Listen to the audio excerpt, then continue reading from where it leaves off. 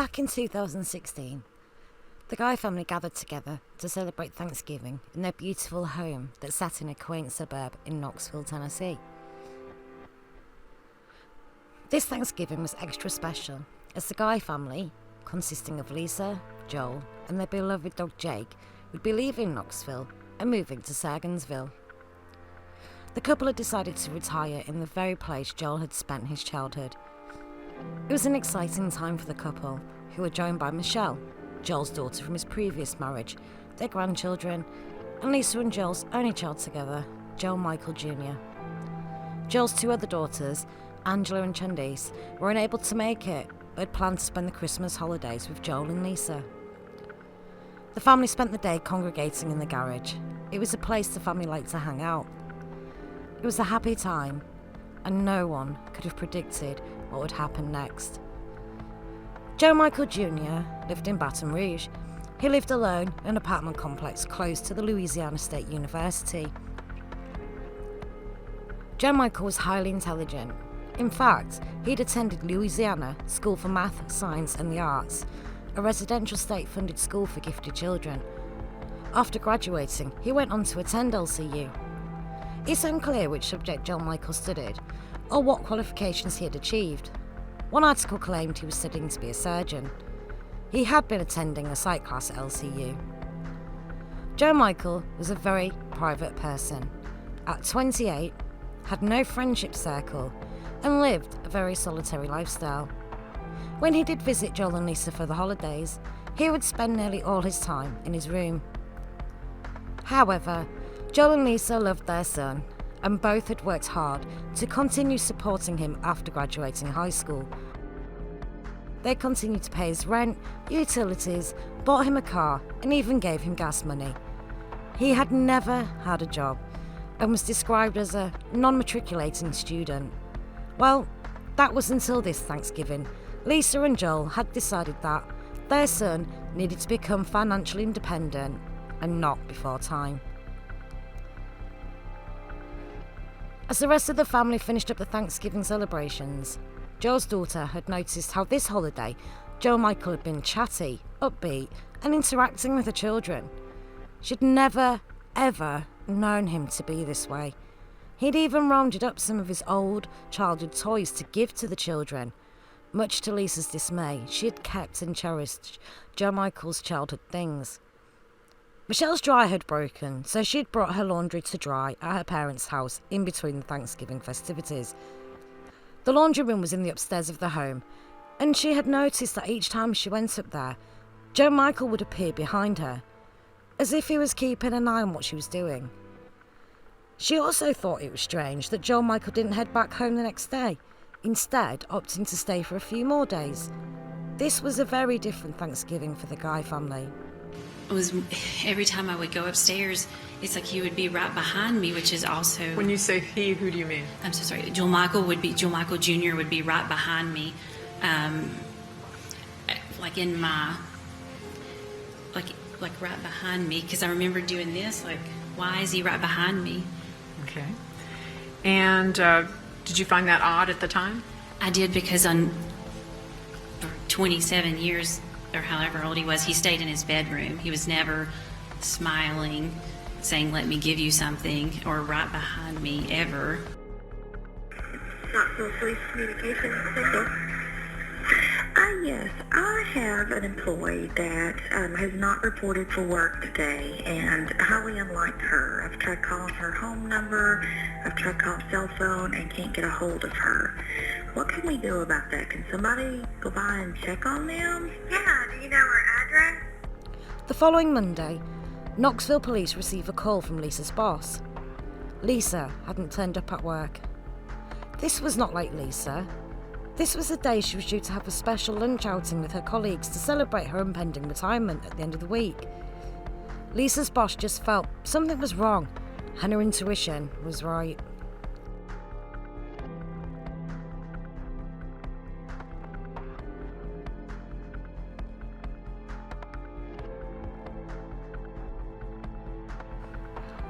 Lisa's boss calls the police again. She insists they go back and check. So, a local detective arrives at the house with a patrol crew. After peering through the front door window, something the previous officer didn't think was a safe thing to do, he sees shopping bags scattered in the entrance. He senses something isn't right. He scales the back fence, and as he approaches the back door, he notices that the door handle is missing. He peeps through the hole and sees no one. They manage to gain entry through the garage. Lisa's vehicle was unlocked and the garage owner was still inside. As they enter through the unlocked door, they notice the house is really hot and a strange smell is emanating through the kitchen.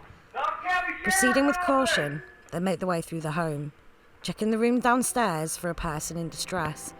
They hear a dog barking from upstairs and carefully make their way up to the stairway. The detective notices what looks like bloodstains as he approaches the landing. They're now entering the crime scene. As they make their way through the upstairs, to their horror, they discover a pair of severed human hands. Then proceed to find 2 tubs containing what appears to be body parts. At this point, they fall back and exit. It's clear this is a major crime scene. Chaos descends on the small suburban street as police teams begin to investigate. This is no normal crime scene. This is a scene of a gruesome killing, the type you see in a horror movie. As forensic teams dissect the home, they begin to unravel the most heinous plot. Lisa and Joel have been murdered. Their beloved dog Jake was spared the gruesome scene and had been shut in a laundry room. He had survived despite having been left with no food or water in the intense heat. This wasn't a robbery. Wallets, keys, and cell phones still sat in the kitchen diner. And the Guy family were a hard-working, law-abiding couple. There was no sign of this being some mob hit. Was this a work of a serial killer? Throughout the upstairs, investigators find tubs of bleach, drain cleaner, plastic gloves, peroxide, plastic sheeting, and knives. There is even a blender amongst these items. Downstairs, they find shotguns laid on the dining table. There is a stack of guns in their cases and a huge stock pot on the still-lit stove. If this crime scene was not horrific enough, investigators peer into the stock pot and find the head of Lisa Guy. The pressure was on for law enforcement to find whoever is responsible for this, and quickly.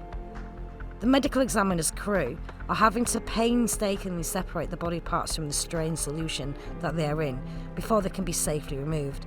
They have to use hazmat suits. This is a highly toxic scene for all those involved. They can determine that the guys were killed in the upstairs of the home. The blood spatter and disruption in the rear bedroom shows that a fight had ensued. There is blood staining everywhere. They come across a bedroom. In this room, a laptop sat on the bed, still powered on, and a backpack sat on the floor next to the bed. The adjacent bathroom was full of used medical gloves and used first aid supplies. Whoever committed this crime was injured. Amidst the horrors, it would be the backpack that sat in that bedroom that would contain the key to solving the case, for within it sat a black spiral-bound notebook that would throw this case upside down. As forensic check through the bathroom, they stumble upon a discarded receipt. This was for a trip to Walmart just days earlier, and the person had purchased medical supplies, the type of supplies that were needed to treat a wound. A detective was dispatched to go view the footage at Walmart. Could this be the suspect? A man walks down the medicine aisle. He has a bandage around his hand and around his thumb, and is struggling to move his left arm. They now have a suspect, and the timestamps show he'd been in the local Walmart at 3:30 p.m. on Saturday, just days before the gruesome find. The suspect had paid by cash, but this suspect wouldn't be difficult to find. His pictures adorn the family room of the guy's home. This was their only son, Joe Michael Jr. Detectives contact Baton Rouge FBI, put out an arrest warrant for Joel Michael. They arrive at his apartment complex and find Joel leaving in his car. When they search his car, they find a meat grinder in the boot. Earlier in the day of his arrest, Joe Michael had attempted to purchase a gun from a sporting goods store. You can only shudder to think what his intentions were with a gun. He refuses to talk to law enforcement, but they observe that Joe Michael has cuts to his hands and bruising across his body. The cut on his thumb is deep.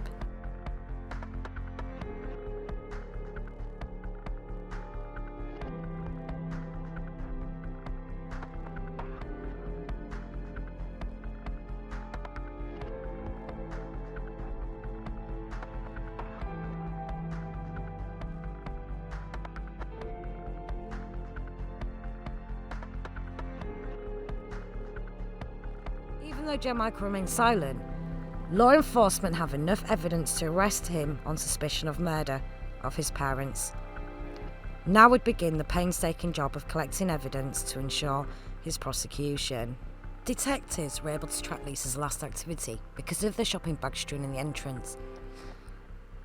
She is spotted on CCTV at the very same Walmart just hours before her son. Timestamps show she left at 12:19 p.m. The short journey from the store to her home and the placement of the bags tell their own story. Joe Michael had been waiting for her to come home and then brutally murdered her. He'd already murdered his father while she was at the store. This was just days after a happy Thanksgiving. It was that backpack that would speak for the silent Joe Michael. In that backpack was a book. Upon the pages of this book, Joe Michael had written his kill plan. It was what every investigator hopes for, a complete list of equipment, instructions and motive. But what could drive a son to butcher his parents? Abuse? Neglect? No. Money. Joe Michael Jr. had decided to brutally kill his parents because they were going to stop supporting him. It seems a 28-year-old man was so pissed that his parents were not going to pay his bills, he decided to kill them for their life insurance, more so for Lisa's life insurance. Joe Michael had no criminal record, was academically advanced, but not smart enough to figure a way to make his own money by getting off his lazy butt and getting a job. Back to the book of horror. Joe Michael had spent some time devising his murder plan. He decided to stab both parents, as a gun would be too loud. He contemplated on killing their dog, but then crossed that out. He decided that he needed 2 tubs to dissolve the bodies in and an abundance of corrosive chemicals and cleaning products, followed by 4 gas cans to set the house on fire, although he considered flooding the house as an option. For someone who was gifted, the plan was as strange as he was. He picked the most violent and difficult method to kill his parents. He was to distract his dad, then stab him. Then wait for Lisa to return and stab her. Remove all their clothes before cutting their arms and legs off with a knife. Get rid of their remains with drain cleaner. Use a meat grinder to get rid of them and crush their bones with a sledgehammer. Kill the dog is crossed out. In his scrawl it looks like he intended to dump the dog with Joel somewhere. Turn the heating on full to speed up decomposition and melt fingerprints. Wear socks and surgical gloves to minimise DNA evidence. Clean up so well that CSI would find nothing. Set the house on fire or flood it, collect the money and live happily ever after. What his plan didn't include was how to not arouse suspicion. He had no accountability for people's behaviour or reactions. He could have used Lisa or Joel's phones to send a message like, "Hey, we're going away for a week." It was a major flaw in his plan and how he got caught. Joel's daughter's birthday was on the Sunday, and she'd become concerned when she hadn't received her usual birthday greetings from her dad. Joel and Lisa were part of an online family group chat and made contact all the time. With the family not being close by, this is how everyone kept in touch. Joel's sister was trying to call them on Saturday, but it was Lisa's boss who raised the alarm on Monday. It would take 4 years for Joe Michael to eventually stand trial for what he did, because he chose to plead not guilty, despite the overwhelming evidence tying him to the scene and the clear motive. Joe Michael had spent the 2 weeks prior to Thanksgiving going on various shopping trips. He picked stores in locations away from where he lived and chose to pay in cash. However, he's a distinctive looking man and did himself no favours by wearing the near identical outfit of shorts and t-shirt and flip-flops to every store he visited. He made no effort to disguise himself in any way. The investigators found several pairs of the same shorts and white t-shirts in the guy's home. He wore the very same shorts on Thanksgiving, was even arrested in the same outfit. The police were able to trace his activity by his purchases. He even went to a sporting goods store to purchase the designated kill weapon, a hunting knife, then for some reason returns to the store the next day to exchange it for a different hunting knife, again in his trademark shorts and flip-flops, although he did change his t-shirt. He purchased 2 large containers from Walmart. These were for the bodies. He even ensured he got the type with the wheels to help with moving them. He then filled them with his kill kit items and drove to his parents' home. You can only imagine what a police officer would have thought had he been traffic stopped on that journey. When he arrived at the family home for Thanksgiving, he had the tubs on the back seat of his car. He had an industrial meat grinder in the boot so he could mince the remains of his parents and flush them down the toilet, and 4 gas cans full of gas. Was he overtly happy and chatty that Thanksgiving because he needed to be, or was he genuinely happy that he was going to get the life insurance? Either way, Joe Michael was now where he needed to be, sat in jail. Joel and Lisa's family had to deal with the aftermath of Joe Michael's devastating actions. What should have been a happy time was now filled with grief and confusion over why Joe Michael had killed his parents. Despite his pending murder charges, Joe Michael still continued to make a claim for Lisa's life insurance.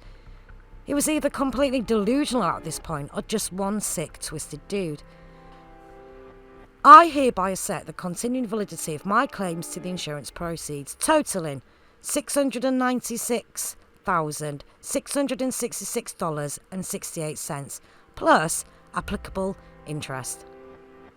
Joel's daughter's legal team retorted, Guy Jr. is solely responsible for the intentional death of Guy Sr. Accordingly, pursuant to Tennessee's Slayer statute and public policy, Guy Jr. is precluded from recovering the 1/3 share of the benefits payable as a result of Guy Sr.'s death.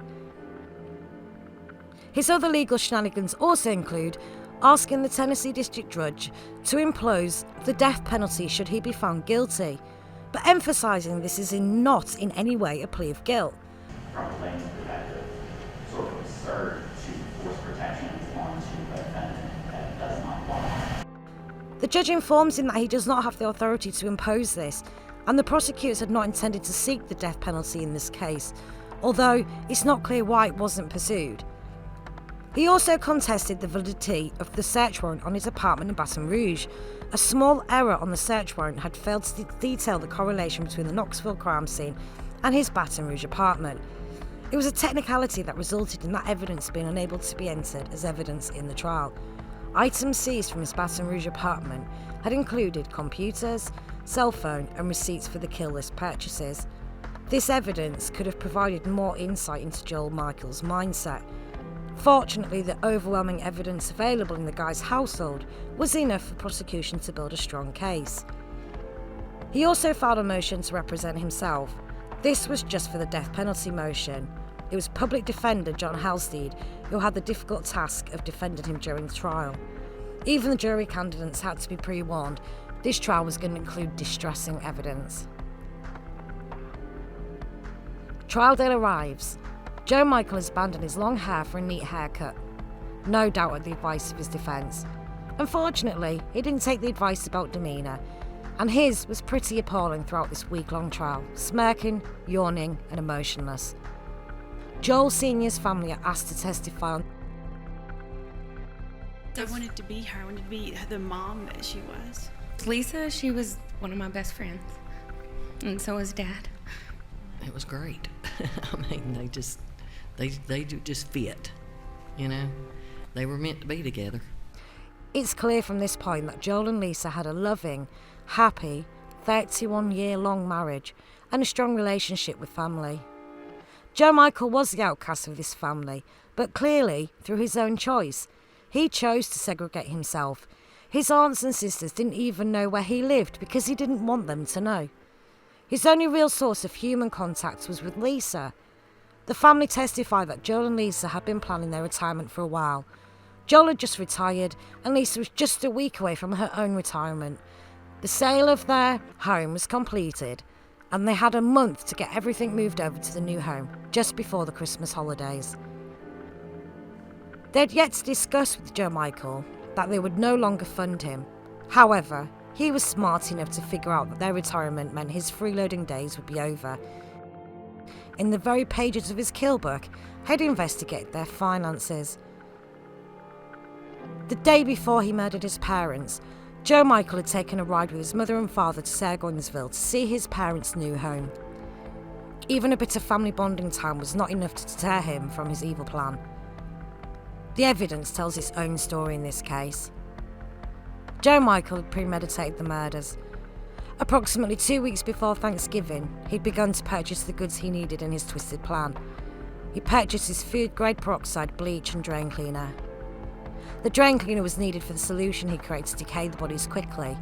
Any fans of Breaking Bad know this is a good way to get rid of evidence.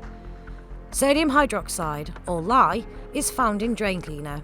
Its chemical ability to break down the fats that clog up the drains is also good for breaking down the fats found in the body, and everything else for that matter. It is also easy to purchase without raising suspicion, and that is what Joe Michael did. He purchased several different brands of drain cleaner from different stores and paid cash. The storage tubs Joe Michael purchased were not designed to store the toxic liquid and had started to bellow out and degrade. For someone who is described as gifted, his wicked plan to commit this crime was extremely flawed. He was to plant Lisa's flesh under Joel's nails, but if they were both dismembered and decomposing in drain cleaner, what was the point of this forensically? His plan at first seemed to be one where he'd set up the killing of Lisa to make it appear as Joel had done it and had disappeared, but no one would have believed that for 1 second that Joel was capable. Joe Michael was the last person to be with him. He would have automatically been a person of interest. The peroxide and bleach were needed to clean the scene of DNA. Although, by being in the house during the holiday would account for his presence of DNA, he wore surgical gloves to prevent him being forensically associated to the crime scene. He also purchased timers to propagate his hairdryer fire plan and a hose and bleach sprayer to clean up with, a hammer to smash the bones, and the meat grinder to grind the remains so he could flush them down the toilet along with the drain cleaner, clothes he would take away and dispose of. He'd completed his shopping list and loaded it all into his car, and all he needed was the ideal time to commit the crimes. The guys had just completed the sale of their current home and were in the process of packing. Thanksgiving fell on a Thursday, meaning an extended holiday weekend, an ideal time for murder. No one would be expected to visit, and no one was expected at work. But time was ticking because Lisa's life insurance expired the day she retired, and that was merely a week after Thanksgiving. Joe Michael took the long drive to Knoxville on the Wednesday, stopping at McDonald's on the way. Michelle, Joel's daughter, confirmed she had stayed on Thanksgiving from 11 a.m. until around 8 p.m. that day. On the following day, Joe Michael and his father travelled to the new house to take a boat up there. You can only surmise that Joel was prepping himself for the right moment to attack. The next day, around 11 a.m. Saturday, Lisa takes a shopping trip to PetSmart and then to Walmart. She buys groceries and is seen leaving at 12:19 p.m. by the CCTV camera at the store.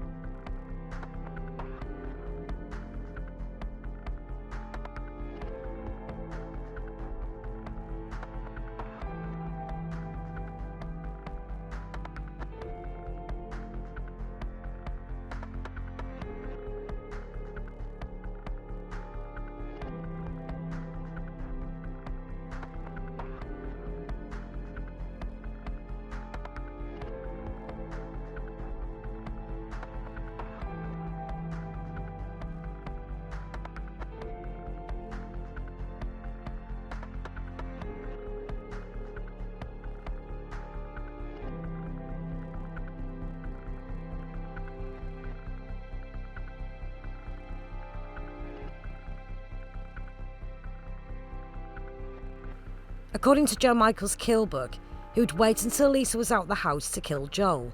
The blood spatter evidence shows that Joel was murdered in the spare bedroom of the home. A futon bears a tear mark, an exercise machine is tipped over, and bloody marks cover the wall. It's apparent that Joel fought back as hard as he could, but Joe Michael, armed with a hunting knife had attacked him from behind and stabbed him repeatedly in the back. The knife went in so deep that Joel's lungs, liver and kidneys were punctured. Even his ribs were scored from the blade. Joel's last moments were trying to stop his own son from killing him. Joe Michael then laid in wait for Lisa to come home. The family had pointed out that Lisa would usually take the route via the garage door to bring the groceries in. For some reason, the grocery bags were at the front door. I reckon Joe Michael had begun to unload his killing kit out of sight of the neighbours and most likely locked the garage door. There was no blood in the entrance next to the shopping, but a trail of blood leads up the stairs to the landing. Lisa had unloaded several bags of shopping, leaving just 2 bags still in the vehicle. You can only at this point presume Joel Michael lured her upstairs and then unleashed his frenzied attack. Lisa tried to flee from Joe Michael. She had stab wounds on her buttocks, indicative of being stabbed whilst moving away from the attacker. At the top of the stairs, bloodstaining shows that Lisa met the same fate as Joel. She too had stab wounds throughout her back that entered so deeply they'd penetrated her heart and ruptured her aortic artery. He used extreme violence to end their lives.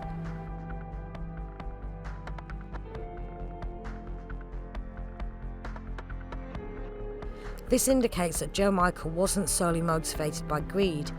There was an emotion attached to this killing. Psychologists will agree that Joe Michael had some troubling unresolved emotional issues with his parents. He clearly researched all the ways to clean up the crime, but not the method of the crime. That is the discrepancy. He didn't plan a quick and easy kill. He could have drugged them and smothered them, strangled them, shot them with the crossbow that sat in the back bedroom, all quick and relatively clean, but he picked the most aggressive method and messy. He clearly was not in a good shape physically, and Joel nearly overpowered him. Anyway, I digress, back to the trial. Joe Michael had injured his hands severely by this point, and what he did from there on is unclear. He cleans himself up and takes a trip to the local Walmart at 3:30 p.m, and is seen buying first aid goods for his damaged hands. This was a big mistake. Not only is he on store security and in the vicinity of the crime scene, his bandaged hands are visible. He is such an unremarkable man that he draws no attention to himself. He calmly and casually peruses the shelves, looking for the right products for his wounds.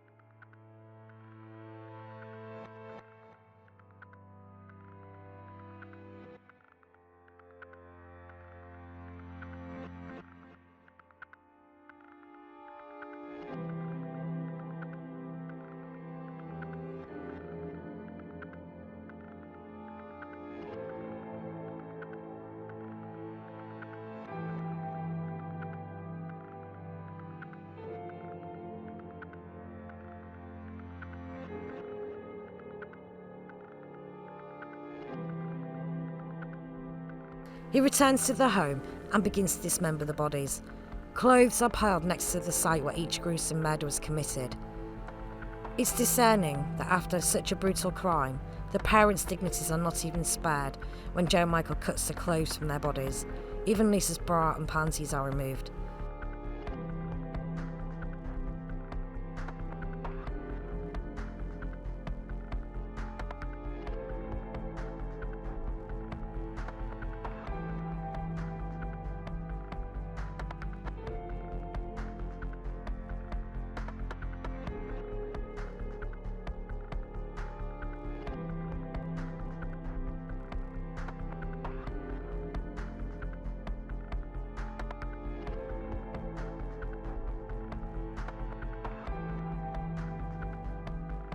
After cutting the clothes off, he cuts off his parents' limbs at the shoulder joints and at the hip.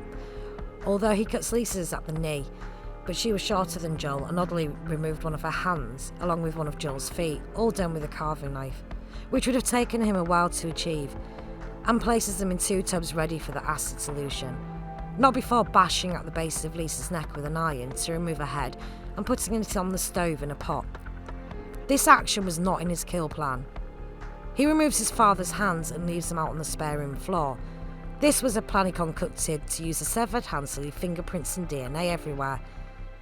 This scene is fresh out of the serial killer's handbook.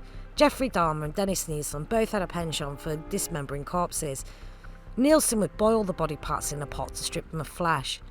Whether Joe Michael was planting a fake signature or just really pissed at Lisa, only his twisted mind knows the answer to that. The medical examiner testifies that Joel Sr. had defensive wounds on his hands and had been stabbed 42 times. Lisa had been stabbed 31 times. This figure is an at least, as the remains were badly damaged from exposure to the drain cleaner concoction. He then gathers up Lisa and Joel's medications. 2 are antibiotics and 2 are painkillers. He empties the OxyContin pills into separate Ziploc bags, and they end up in the passenger footwell of his car. For what purpose, no one knows. The following morning after the murder spree, he uses both Joel and Lisa's bank funds to pay for some more classes at LSU, and pays nearly $10,000 to his apartment rental company. Sunday evening, he heads back to Baton Rouge. He jacks the central heating right up to melt fingerprints and speed up decay, according to his kill book, but doesn't clean up at all. He leaves every piece of incriminating evidence out, down to his backpack luggage and his blood-soiled underwear. He thinks that if he was to attend a local clinic to treat his wounds, it would raise suspicion, so he drives 600 miles back to Baton Rouge, leaving poor Jake trapped in the laundry room in 90-degree heat. I think it's clear by this point that he was not training to be a surgeon, as if he had prior medical knowledge, he would know how to treat his cuts. As he just paid for the next semester, he could attend the LSU Medical Center without questions. He tells the staff that he fell down some steps while carrying breakables. He was scared he was going to lose his thumb. The only friend Joe Michael had was Michael McCracken. The pair had met when at boarding school together, a friendship that spanned nearly 10 years, and in that time, Michael had only ever met Lisa once, never met his father Joel, and didn't even know that Joe Michael had sisters. When Michael gained a place at LSU, Joe Michael switched colleges to also attend LSU and would end up moving in with Michael. That was until Michael moved away to Maryland in 2015, leaving Joe Michael alone. Michael described his friend as socially awkward and had noticed as he got older that he began to withdraw more. He stated that periods of days would pass where Joe Michael wouldn't leave his room. Here's a conversation Michael had with Joe Michael from prison. We genuinely had a very, very realistic chance of being happy if I got around to doing that. Well, I've pretty much fucked everything up. I don't really have much of a chance of being happy anymore. But you do. You do. Eventually you're going to meet somebody, and you've claimed that I haven't been an albatross or anything before, but I certainly would be now. In freaking prison. On that basis, I think you should probably just sort of consider me dead and move on with your life. So I'm not going to try to initiate any more contact with you beyond sort of, practical concerns we discussed earlier. And I may do that with a lawyer because I genuinely do want you to be happy.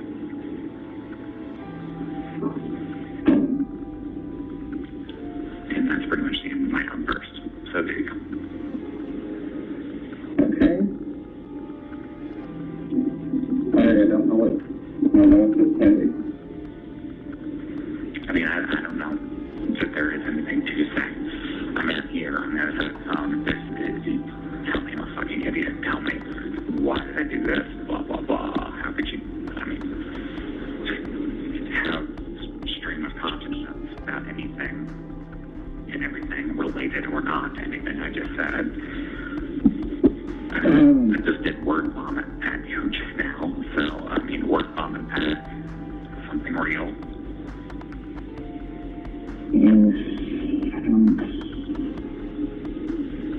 It hurts my heart. All of it.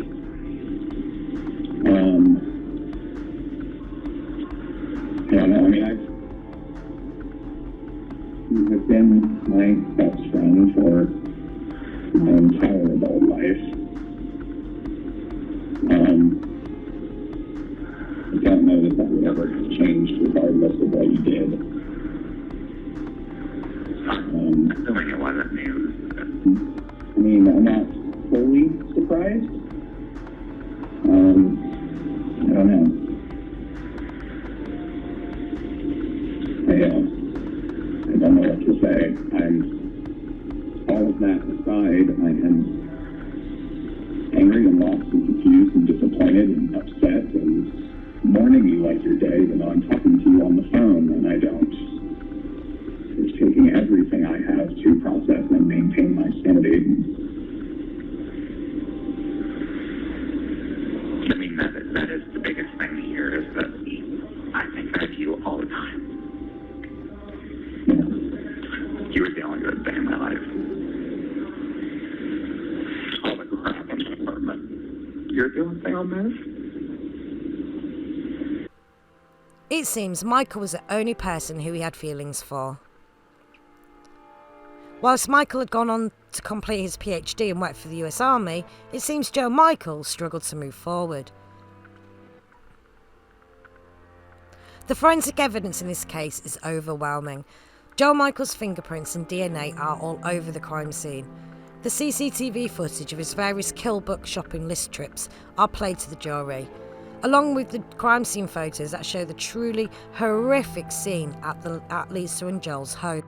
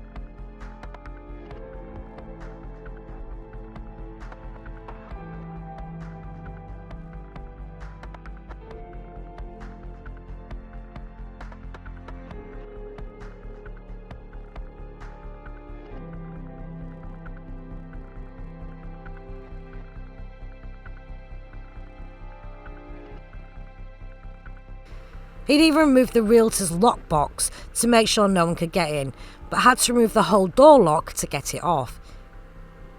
The closing statements sum it up. Joe Michael had been nothing but a financial burden on his parents. Lisa had worked to support her son, and when threatened with losing his income, he devises a plan to get all the money. He told his only friend that he didn't want to be the albatross around his neck, yet he'd been the albatross around Lisa's neck for years. She paid for his medical supplies. She paid for all of this, okay? Because she was supporting him. And think about that. She paid for the drain cleaner she was dissolved in. She paid for the muriatic acid. She paid for the work lights that he thought he was going to need. She paid for the sledgehammer. She paid for the timers. She paid for the plastic sheeting. She paid for that garden hose. She paid for the small sprayer in the master bathroom. She paid for the big sprayer, the bleach sprayer that was left in the floor of the kitchen. She paid for those garbage bags. She paid for his socks. She paid for his red potato salad that he got when he was buying his medical supplies, because he worked up an appetite after all of that, and he was in the mood for some red potato salad. Think about that. Think Think about that. She paid for the tubs that she and her husband disintegrated in. She worked all those years at Jacob Engineering to put him up, to keep him in his lifelong whatever program he's in at LSU. And you know what, ladies and gentlemen? She was still looking for a job in Seguinsville. Do you remember Renee Charles telling you that? She wasn't going to cut him off. She was going to find a job up there. She was going to keep supporting him. Oh my goodness. His defence could only muster up a few minutes to speculate the evidence is merely circumstantial and criticise the analysis of forensic evidence. Son going to come up for Thanksgiving, son going back home. That's all we know. We don't know anyone was chasing him back to Louisiana. And where did he go? Where was he arrested? At his apartment. He wasn't fleeing, he wasn't hiding, he went home.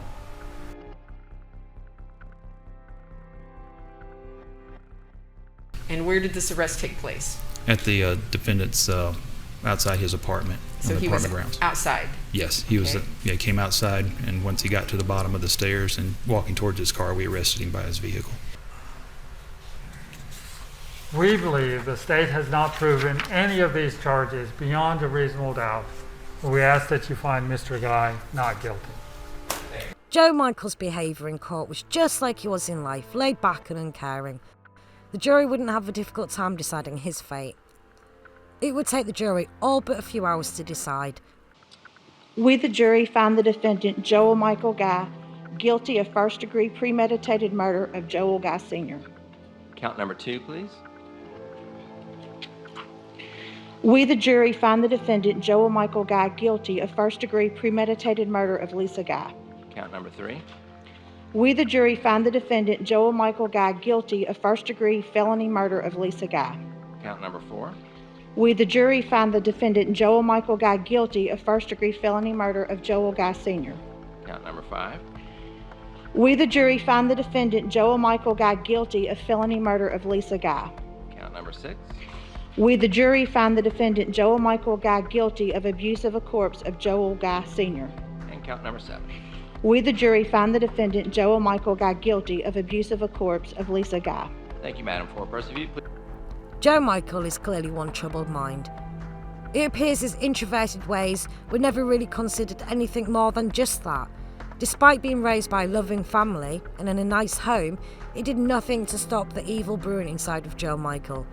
Being at boarding school may not have been so much about developing his intelligence as relieving his parents of the burden of having him around. Joe Michael now sits in a category of offenders that only some of the most heinous reside. Money may have been the catalyst for the killings, but Joe Michael was troubled way before this event.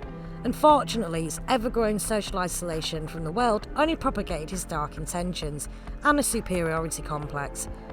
With no friends and guidance, no one could stop him.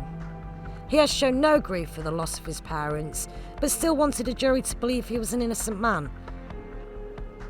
He even continued to pursue the money he longed for from the confines of his jail cell. Classic sociopathy. The problem is, Joe Michael was so reclusive, there is little known about him. He was practically invisible. Despite 3 half-sisters and a wealth of extended family, he had no interest to communicate with them. The only person he cared for was Michael McCracken, but it appears that that was not reciprocal, as Mike took a job in Maryland. Maybe Joe Michael's intention was to get his parents' money so he could move closer to Michael. Who else was staying at the house on Wednesday? Just my mother. On Thursday, Thanksgiving meal. Lisa and Joel were such a loving couple. Lisa had welcomed Joel's daughters into her life with open arms. It's tragic that their fate was sealed by the unappreciative monster they'd worked so hard to take care of unconditionally. Jake was taken in by Young Williams Animal Shelter and cared for by staff until a family member was able to collect him. Please consider a donation in their memory to Young Williams Animal Shelter. Lisa was an animal lover and both loved their dog Jake.